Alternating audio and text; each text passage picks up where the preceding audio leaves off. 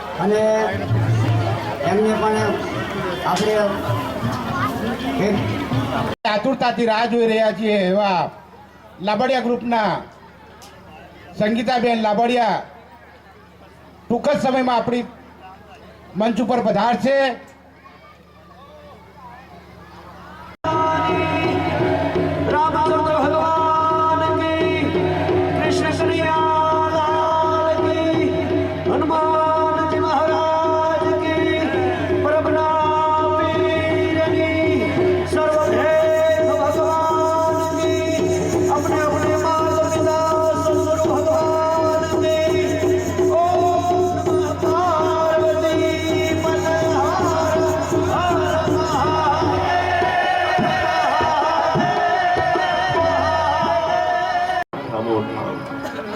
કઠણ કાળની માલિકો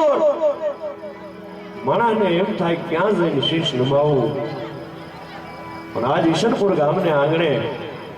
આવો રોડો ઉત્સવ ઉજવાતો હોય, બાબાના નામનું એમ કહેવાય છે કે જ્યાં જયનાથ થતો હોય અને સીતારામ બાપા સીતારામના નામની જ્યાં આગળું પડતી હોય અને ઢુકડો ત્યાં હરી ઢુકડો ઈ આપણી જે પ્રણાલિકા આપણા સંતોની એને જાગૃત અને જીવતી રાખવા માટે હનુમાનજીનો અવતાર જેને કહેવાય. અને કઠણ કલી કાળની માલિકો બાપાને એકવાર હાચા હૃદયના ભાવથી આમ પડકારો કરીને હાકલ કરો કે બાપ આવજે. આમ જ્યાં હાકલ થઈ જાય, આમ આર્તનાદ જ્યાં થઈ જાય અને ભલા માણા એ ઠેઠ બગદાણાની ગોહિલવાડની ધરતીની માલિકો બેઠો ઈ એમ કહેવાય છે કે અડાબીને બાવલીઓ સાંભળી જાય. આવો એક સાહેબ આપને ટેકા દે એવો સંત અને બજરંગદાસ બાપા એ નીકળી જતો હોય અને કદાચ વિશ્વની પ્રદક્ષિણા કરતો એ માણા થાકી જાય, પણ છેલ્લે એની ઝૂંપડે આવે ને, કરોડપતિ એના બંગલે આવે, પણ કદાચ એ સાયકલ લઈને નીકળેલો ભારતની પરિક્રમા કરતો માણા એની ઘેરે આવે ને, એટલે એને એમ થઈ જાય કે હાશ હવે મને નિરાશ થઈ. એ માણાને જયારે ઘેરે આવે તો એમ થાય કે મને નિરાશ થઈ, પણ જેને ઘરમાં નિરાશ ન થાય એને જગતમાં ક્યાંય નિરાશ ન થાય. આ ઘરમાં આ બધી વસ્તુ સાહેબ એવી હોય છે ને, દાન દેવું ને એ બધું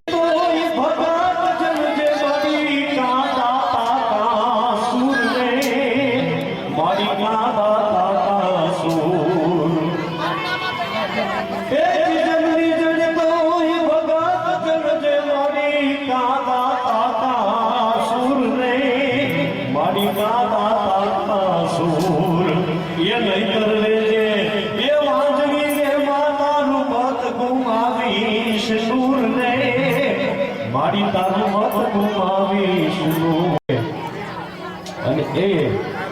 નાદ સ્વરૂપે બાપા સુધી પહોંચી જાય. બગદાણાના પાદરમાં આવી કઈ બાપાની મોજ, ગુણપતિની વંદના, ગુજરાતના સુર સમ્રાટની પછી કદાચ જેના અવાજની અંદર સાહેબ હું વખાણ કરું એના, પણ કદાચ અહીંયા ગાવા બેસશે અને જ્યારે એમ કહેવાય છે કે એના સુર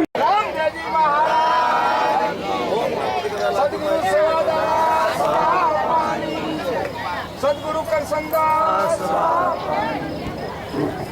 बजरंगदास बापानी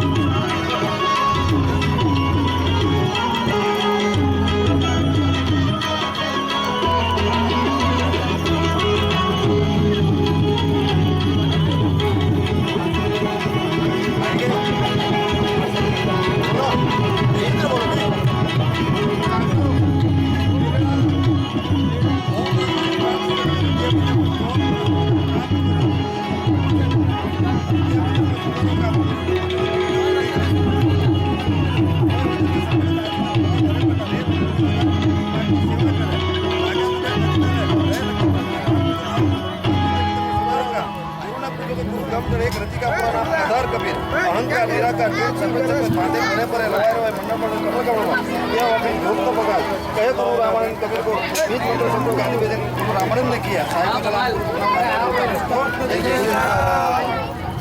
रामदेव जी महाराज